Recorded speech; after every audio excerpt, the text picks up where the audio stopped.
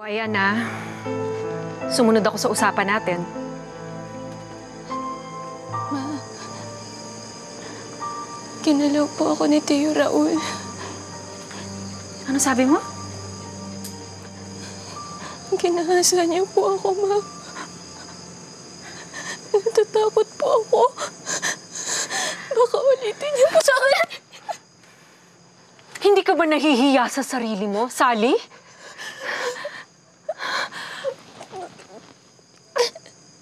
Dati pinagbibintangan mo siyang nananakit. Pero ngayon, sobra naman, Sally. Anong klaseng tao ka? Madalas ka lang napapagalitan ng Papa Raul mo. Kaya ngayon gumaganti ka ng ganyan.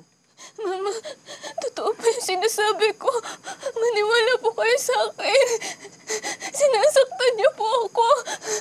Sobrang tagal. Nakala ko hindi na matatapos. Mama, ang sakit-sakit po. Tinutukan niya ako ng kutsilyo. Sabi niya, papatayin niya yung mga kapatid ko. Mama, maniwala po kayo sa akin. May kinahuhumalingan ka lang, nobyo, Sally. Kaya madalas gabi ka na umuuwi. Kaya madalas napapagalitan ka ng asawa ko. Kaya ngayon sinisiraan mo siya.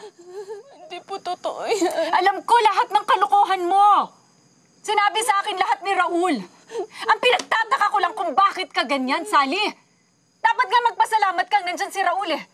Dahil ka lang mangyayari sa inyo kung wala siya. Mama, wala siyang ginagawa. Wala siyang ginawa kundi maglasing at manakit. Ako ang nag-aalaga sa mga kapatid ko, Ma.